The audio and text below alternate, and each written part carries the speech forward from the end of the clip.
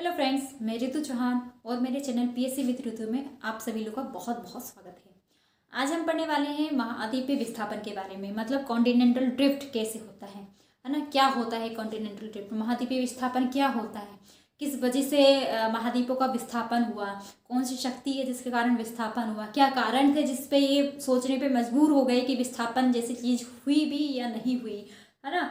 और ये जो एक बहुत वीडियो वायरल होता है कि अफ्रीका टूट रहा है, अफ्रीका का क्षेत्र कम हो रहा है, भारत का क्षेत्र कम हो रहा है ना। तो इस तरीके के जो वीडियो वायरल होते रहते हैं ना यूट्यूब पे, तो इन सारे सवालों के जवाब आपको आज इस वीडियो में मिलने वाले हैं।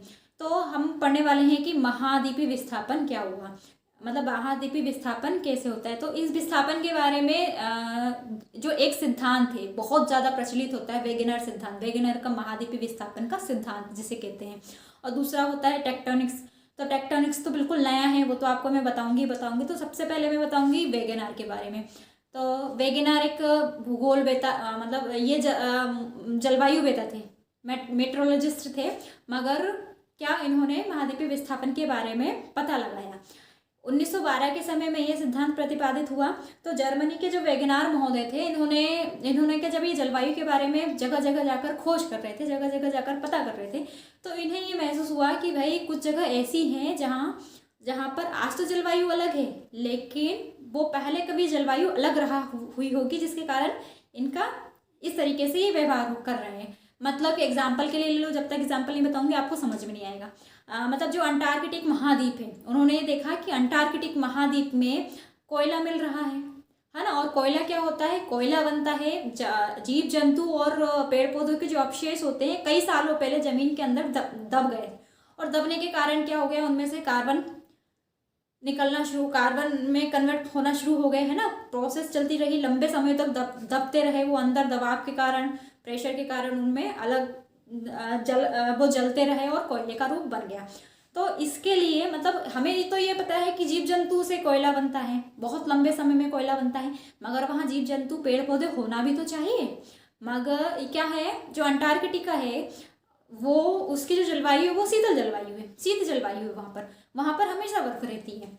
तो पेड़ पौधे होना या जीव जंतु होना बहुत रेयरली होता है। मतलब पेड़ पौधे भी होंगे तो एक आध, है ना, पूरे कॉन्टिनेंट में बहुत कम पेड़ पौधे होंगे, लेकिन एक जगह पर इतना सारा कोयला मिल जाना, तो ये बताता है कि भाई वहाँ पर कभी उष्ण जलवायु या उपोष्ण जलवायु रही होगी, जिसकी वजह से क्या हुआ, जिसकी वजह से ये मर गए, और मरे और मर के नीचे दब गए, है ना। और लंबे समय में इनमें कोयला बन गया। तो एक तो ये रीज़न हो गया कि भाई अंटार्कटिक में कोयला कहाँ से आया, पहले कभी वहाँ पर उष्ण जलवायु या उपोष्ण जलवायु रही होगी, क्योंकि उष्ण जलवायु या उपोष्ण जलवायु के जो क्षेत्र होते हैं वहीं पर बहुत ज़्यादा वनस्पति होती है, और वहीं पे अलग अलग विभिन्न प्रकार के, नाना प्रकार के जीव जंतु होते हैं, है ना। तो इसलिए उन्होंने अनुमान लगाया कि भाई वहाँ पर पहले कभी शीत जलवायु रही होगी, है ना, और सॉरी उष्ण जलवायु रही होगी। अभी तो शीत जलवायु वहाँ पर है ही, है ना, वहाँ पूरा बर्फ से ढका हुआ है ही। फिर उन्होंने दूसरा ये इनको मिला कि जो दक्षिण के जो क्षेत्र है, मतलब प्रायद्वीपीय भारत, हमारे मैप में जो दक्षिण में है, प्रायद्वीपीय भारत हो गया, या फिर दक्षिण अमेरिका हो गया, ऑस्ट्रेलिया हो गया, तो ये सब में क्या बर्फ के अवशेष मिले हैं, मतलब बर्फ के कुछ निशान मिले हैं कि पहले कभी यहाँ पर बर्फीली जलवायु रही होगी, शीत जलवायु रही थी, बर्फ के निशान मिले हैं, मतलब शीत जलवायु रही होगी। लेकिन आज जो क्षेत्र आते हैं वो उष्ण या उपोष्ण कटिबंध में आते हैं, है ना। नीचे के क्षेत्र हैं उष्ण या उपोष्ण कटिबंध में आते हैं। तो उन्होंने ये लगाया, इस बात से इन्होंने ये सोचने पे मजबूर हो गए कि भाई या तो कॉन्टिनेंट ड्रिफ्ट हुआ है, मतलब महाद्वीपों का विस्थापन हुआ है, या फिर जलवायु का बदलाव हुआ है, लंबे समय में जलवायु का बदलाव हुआ है। तो दोनों चीज पॉसिबल है ना। क्या पॉसिबल है, इन्होंने इसके दो मत निकल रहे हैं कि भाई एक तो या तो पहला हो सकता है कि जमीन स्थिर रही होगी, है ना, और जलवायु बदलती रही होगी। और दूसरा क्या है कि भाई जलवायु स्थिर रही होगी और जमीन बदलती रही होगी, मतलब जमीन जो भूस्थल है वो बदलते रहे होंगे, वो चलते रहे होंगे, एक जगह से दूसरी जगह जाते रहे होंगे किसी वजह से। तो इनको सबसे ज़्यादा जो इनको लगा मीनिंगफुल कि भाई जमीन स्थिर तो नहीं रह सकती, जलवायु नहीं बदल सकती, बार बार जलवायु नहीं बदल सकती, जलवायु ही स्थिर रही होगी। इसलिए उन्होंने सेकंड वाला कि महाद्वीपों का विस्थापन हुआ है, इन्होंने ये सोचा महाद्वीपों का विस्थापन हुआ है।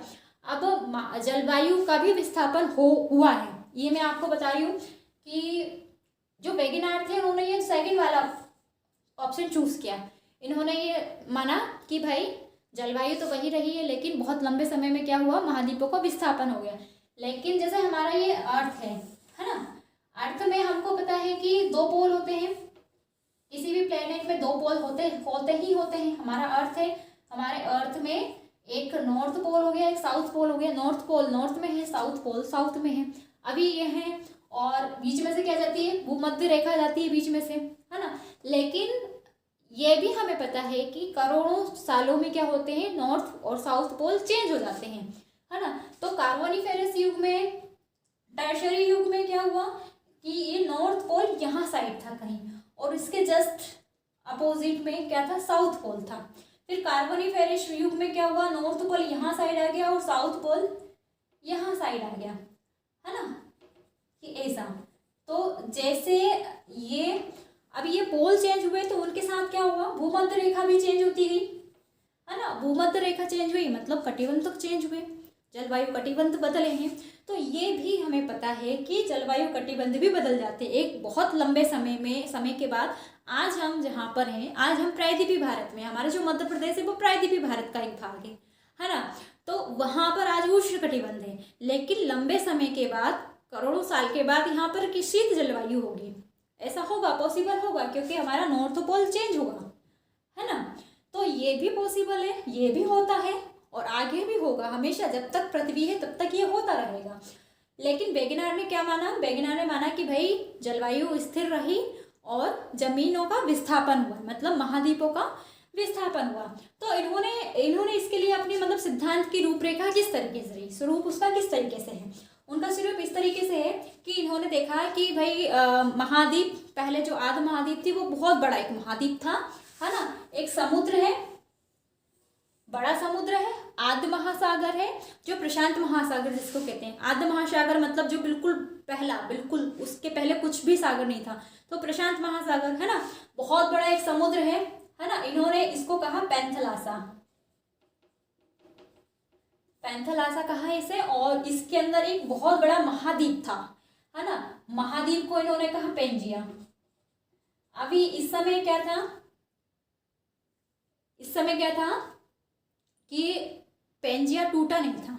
पेंजिया मतलब हो गया कि पूरा भाग, जिसमें अफ्रीका, हमारे जो सातों कॉन्टिनेंट है ना, ऑस्ट्रेलिया, अमेरिका, दोनों अमेरिका, अफ्रीका, अंटार्कटिका, आर्कटिक, हाँ, भारत, एशिया, यूरोप सब मिले हुए थे, तो उसको क्या कह दिया इन्होंने, पेंजिया कह दिया। तो जो एक आद्य महाद्वीप थी, जो सबसे शुरू में जो महाद्वीप था हमारा, वो क्या हो गया, पेंजिया हो गया। और जो सबसे शुरू में जो महासागर था उसको उन्होंने पैंथलासा कह दिया। अब इसमें जो उत्तर के जितने भी स्थल थे, मतलब इसमें आ गया उत्तर अमेरिका, यूरोप, एशिया, तो इन सबको मिलाकर इन्होंने कहा कि ये क्या है, लॉरेशिया है। जो उत्तर में है ये लॉरेशिया है, और जो दक्षिण में है, जैसे जैसे हो गया दक्षिण अमेरिका, प्रायद्वीपीय भारत, ऑस्ट्रेलिया, है ना, इन सबको क्या कहा इन्होंने, गोंडवाना लैंड, है ना। हमें पता है ना कि हमने पढ़ा है कि प्रायद्वीपीय भारत गोंडवाना लैंड का एक भाग है ना। गोंडवाना लैंड मतलब गोंडवाना लैंड एक भूभाग था जो बहुत पुराना भूभाग है, दृढ़ भूभाग है, जो कभी समुद्र में डूबा नहीं, है ना, हमेशा कठोर रहा है, समुद्र के ऊपर ही रहा है, ऐसा हमने पढ़ा है ना।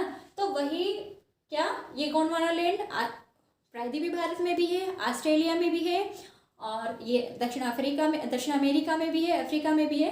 तो ये पूरा क्या है, गोंडवाना लैंड कहा दिया। ऊपर के जितने भी थे उसको उन्होंने लॉरेशिया कह दिया। तो अब इन्होंने ये कहा कि भाई दो बल थे जिसके कारण ये महाद्वीप पूरा विस्थापित हुआ है। तो दो बल कौन कौन से इन्होंने बताया कि पहला बल तो बता दिया, ग्रेविटेशनल फोर्स प्लस वोयेसी फोर्स, है ना। ग्रेविटेशन मतलब गुरुत्वाकर्षण बल, और वोयेसी मतलब प्लवनशीलता का बल, है ना। और दूसरा इन्होंने बता दिया ज्वारीय बल, मतलब टीडल फोर्स जिसे बोलते हैं ना। तो जैसे ग्रेविटेशनल फोर्स हमको पता है क्या होता है, गुरुत्वाकर्षण बल हमें पता है क्या, जो पृथ्वी के द्वारा आकर्षण का बल होता है ना, वो गुरुत्वाकर्षण बल होता है। और वॉइसी फोर्स मतलब क्या होता है, जो पानी के द्वारा होता है, मतलब जब पानी में हम किसी चीज को डालते हैं तो वो अपथ्रस्ट फोर्स लगाता है और पानी को डूबने नहीं देता है। तो क्या वॉइसी फोर्स जो पानी के अंदर लगता है, और ग्रेविटेशनल फोर्स जो अर्थ द्वारा लगाया जाता है, गुरुत्वाकर्षण बल। तो इन्होंने बताया कि जो ग्रेविटेशनल फोर्स और वॉइसी फोर्स के कारण क्या हुआ कि जो महाद्वीप थे, मतलब कुछ महाद्वीप उत्तर की ओर, मतलब भूमध्य सागर की ओर बढ़ना शुरू हो गए, है ना। कार्बोनिफेरस युग में ये सब सारा सिस्टम टूटना और चलना, मूवमेंट करना, ये कार्बोनिफेरस युग में शुरू हो गया। हाँ, तो मतलब 30 करोड़ वर्ष पहले कार्बोनिफेरस युग था, तब ये टूटना शुरू हो गए। और ग्रेविटेशनल फोर्स और वॉइसी फोर्स के कारण क्या हुआ कि जो हमारा प्रायद्वीपीय भारत था वो कहाँ आ गया, वो उत्तर की ओर आना शुरू कर दिया, है ना। प्रायद्वीपीय भारत उत्तर की ओर आना शुरू कर दिया और लोरेशिया से जाकर टकरा गया, है ना। और बीच में जो टेथिस सागर था वो श्रिंक होता गया, वो छोटा होता गया। दोनों के बीच में, प्रायद्वीपीय भारत के बीच में और लोरेशिया के बीच में श्रिंक होता गया, छोटा होता गया, और उसने हिमालय पर्वत का निर्माण कर दिया। हाँ, और ये ऊपर आ गए। और आज से लगभग 5 करोड़ वर्ष, 5 से 7 करोड़ वर्ष पहले ये अपनी मौजूदा हालत में आ गए। वर्तमान स्थिति में ये, वर्तमान स्थिति के लगभग जैसा ये हो गया, इन्होंने ये बताया। और दूसरा जो टेडल फोर्स है, जो ज्वारीय शक्ति है, जो ज्वारीय बल है, वो लगता है चंद्रमा के गुरुत्वाकर्षण बल के कारण लगता है कि जब चंद्रमा का गुरुत्वाकर्षण बल ज़्यादा होता है तो वो क्या करता है, वो पानी को ऊपर की ओर खींचता है, जिससे ज्वार पैदा होते हैं, हाँ, ज्वार भाटा जिससे पैदा होता है। तो उसने क्या कहा कि ज्वार भाटा के कारण क्या हुआ कि ये फोर्स लगा, और जो कुछ महाद्वीप थे जैसे उत्तर अमेरिका और दक्षिण अमेरिका, ज्वारी के ये पश्चिम की ओर आना शुरू हो गए। ज्वारी बल के कारण ये पश्चिम के की तरफ आना शुरू हो गए, और उन्होंने एक अटलांटिक महासागर का निर्माण किया और ये पश्चिम की ओर आना शुरू हो गए। और जैसे जैसे पश्चिम की ओर आए तो रॉकी और एंडीज बलित पर्वतों का निर्माण हुआ। इन्होंने ये बताया, उन्होंने 2 चीज लेकर चली, ग्रेविटेशनल फोर्स, वॉइसी फोर्स के कारण उत्तर के साइड विस्थापन हो रहा है, और ज्वारी बल के कारण पश्चिम की ओर विस्थापन हो रहा है, इन्होंने ये बताया। इन्होंने और ये भी बताया कि भाई रॉकी पर्वत भी बने हैं, एंडीज पर्वत, बलित पर्वत बने हैं इन्हीं की वजह से, हिमालय और अल्पस पर्वत भी बने हैं इन्हीं की वजह से। हिंद महासागर का निर्माण हुआ, जैसे जैसे ऊपर प्रायद्वीपीय भारत ऊपर जाना शुरू हो गया तो नीचे के साइड क्या हुआ, हिंद महासागर का निर्माण हुआ और प्रशांत महासागर छोटा हुआ। अटलांटिक महासागर का निर्माण हुआ और प्रशांत महासागर छोटा हुआ। ये इन्होंने पूरा बात बता दिया, और सही भी है ना, कि सब ये पर्वत भी हमको देखने को मिलते हैं और ये विस्थापन भी हमको देखने को मिलता है ना। और बीच में उत्तरी अमेरिका और दक्षिण अमेरिका के बीच में हमें अटलांटिक महासागर भी मिलता है। ये बात सब सही होगी, है ना। ये समझ में आ गया लोगों की, हाँ नहीं भैया ये सब हुआ है। और ये इनका जो मतलब पूरा एक जो था मूल था कि ये क्यों हो रहा है, ये क्यों हो रहा है। इन्होंने सबसे पहले इसका सबसे बड़ा रीजन साम्य स्थापना का में रीजन था। साम्य स्थापना क्या होता है, जिक्सो फिट जिसे बोलते हैं, है ना। आपने देखा होगा कि जो जिक्सो फिट मतलब कि जो दक्षिण अमेरिका का जो ब्राज़ील का उभार है ना, जो स्क्रीन पे आपको शो हो रहा है कि दक्षिण अमेरिका का जो ब्राज़ील का उभार है वो फिट हो जा रहा है जाके अफ्रीका के पूर्वी भाग में, जो गिनी का तट है उससे जाके फिट हो जा रहा है। वहीं ऊपर उत्तरी अमेरिका का जो पूर्वी भाग है वो यूरोप के पश्चिमी तट से मिल जा रहा है पूरा की पूरा। हाँ, फिर ये अफ्रीका का जो पूर्वी भाग है जिसमें इरिट्रिया आता है और इथोपिया आता है, वो भारत के पश्चिमी भाग और पाकिस्तान के पश्चिमी भाग से जाके पूरा सट जा रहा है। तो ये साम्य स्थापना का सिद्धांत हो गया, जिक्सो फिट हो गया। तो इन्होंने इसको बेस में रख के पूरा बताया कि भाई ये विस्थापन हुआ है ना। तो अब ये विस्थापन हुआ है, इसके मत में भी लोग गए और उसके विपक्ष में भी लोग गए, पक्ष में भी लोग गए और इसके विपक्ष में भी लोग गए। जो पक्ष में लोग थे उन्होंने कहा कि हाँ भाई विस्थापन हुआ है, बलित पर्वतों का निर्माण हुआ है ना।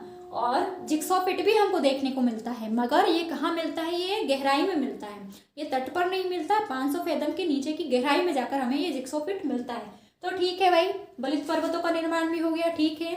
जलवायु जो आर्द्र जलवायु मतलब जलवायु में भी बदलाव आया है ना, ये भी ठीक हो गया कि हाँ भाई चलो विस्थापन हुआ है। तो ये सब मिलाकर उन्होंने बोल दिया कि नहीं नहीं विस्थापन तो हुआ है और वेगनार सही है, वेगनार ने सही बताया है कि विस्थापन हुआ है।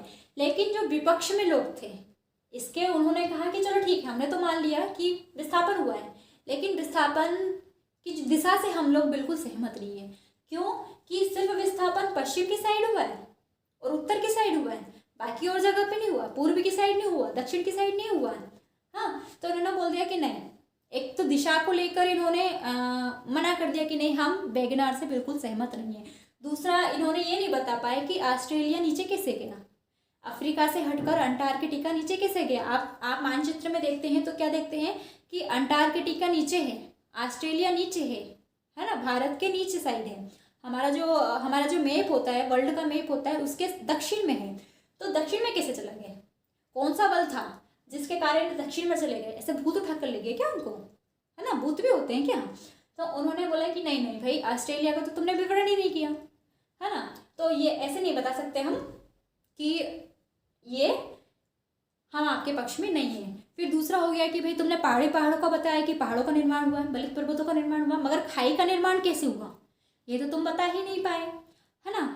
तो बहुत सारी विपक्ष में भी आ गए इसके कि भाई नहीं नहीं नहीं, हम इसके पक्ष में बिल्कुल भी नहीं है। हाँ, वेगनार ने पूरी बात हमको नहीं बता पाए हैं। वेगनार हमको नहीं बता पाए हैं कि जो बलन है वो सिर्फ महाद्वीपों में ही क्यों हुआ, है ना, और मतलब है ना भाई क्या ये जो शक्ति पर्याप्त है, ग्रेविटेशनल फोर्स पर्याप्त है, टाइडल फोर्स ज्वारी शक्ति पर्याप्त है। हाँ, टाइडल फोर्स पर्याप्त है कि इतने बड़े महाद्वीप को तोड़कर अलग कर दें। ऐसा हो सकता है? अगर ऐसा है, टाइडल फोर्स ज्वारी शक्ति इतनी ज़्यादा ही है जो महाद्वीप को अलग कर दे, अफ्रीका से तोड़कर उत्तरी अमेरिका दक्षिण अमेरिका को अलग कर दे, तो भाई अभी तक पृथ्वी रुकी क्यों नहीं? वो तो पृथ्वी को भी रोक सकता था ना, क्योंकि ये अपोज करता है, हमारी जो पृथ्वी का घूर्णन होता है उसको अपोज करता है। जो ज्वारी शक्ति है वो उसको रोकने की कोशिश करती है। तो भाई ये इतनी ज़्यादा क्यों नहीं हुई कि अभी तक पृथ्वी रुक गई?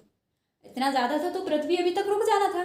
तो इसलिए इन्होंने कहा कि नहीं भाई, जो शक्तियाँ हैं वो भी पर्याप्त नहीं है इनकी, है ना। और इन्होंने ये दिशा भी नहीं बता पाए कि भाई कैसे। तो कुछ लोग इसके पक्ष में आ गए, कुछ लोग इसके विपक्ष में आ गए, लेकिन ये बहुत हद तक सही रहा बताने में कि भाई विस्थापन हुआ है और इन सब चीज़ों का निर्माण हुआ है। तो जब तक दूसरा नया सिद्धांत नहीं आया, तो नया सिद्धांत हमारा क्या था? नया सिद्धांत आया 1960 और 70 के दशक में, प्लेट टेक्टोनिक्स, है ना। नया सिद्धांत आया 1960 के दशक में, प्लेट टेक्टोनिक्स आया। तो प्लेट टेक्टोनिक्स ने क्या बताया? जो प्लेट टेक्टोनिक्स मतलब प्लेट विवर्तनिकी सिद्धांत, तो इसने बताया कि विस्थापन किस तरीके से हुआ। मतलब ये बिल्कुल नया है, अभी जो लेटेस्ट है।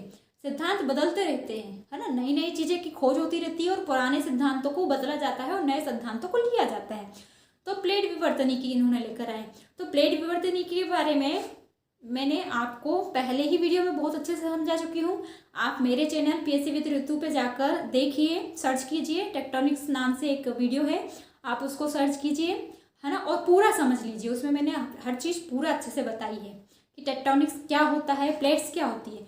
उसमें क्या होता है कि प्लेट्स होती हैं, प्लेट्स बहुत सारी प्लेट्स से मिलकर पूरी पृथ्वी बनी हुई है और पूरी प्लेट्स मूव कर रही हैं, जिसकी वजह से विस्थापन हुआ है, उन्होंने ये बोला, है ना। मतलब प्लेट्स स्थल मंडल का भाग है जो कि दुर्बलता मंडल पे घूर्णन कर रहा है।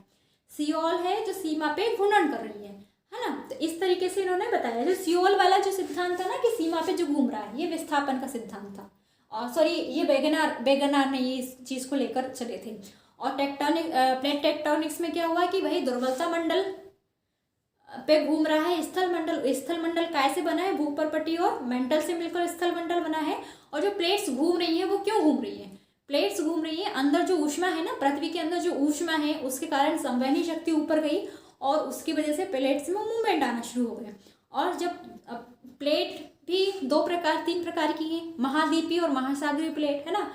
और कुछ प्लेट संक्रमणीय प्लेट है जो आदि महासागर की है और आदि महाद्वीप की है। तो जब ये प्लेट टकराना शुरू हुई, मतलब ये प्लेट मूवमेंट करना शुरू हो गई, हाँ, तो इसकी वजह से मूवमेंट हुए, है ना। और सबसे बड़ी जो प्लेट है हमारी, वो कौन सी प्लेट है? प्रशांत महासागर की प्लेट है, और वो बहुत तेजी से चलने वाली प्लेट है। सबसे ज़्यादा स्पीड प्रशांत महासागर की है, प्रशांत महासागर प्लेट की है।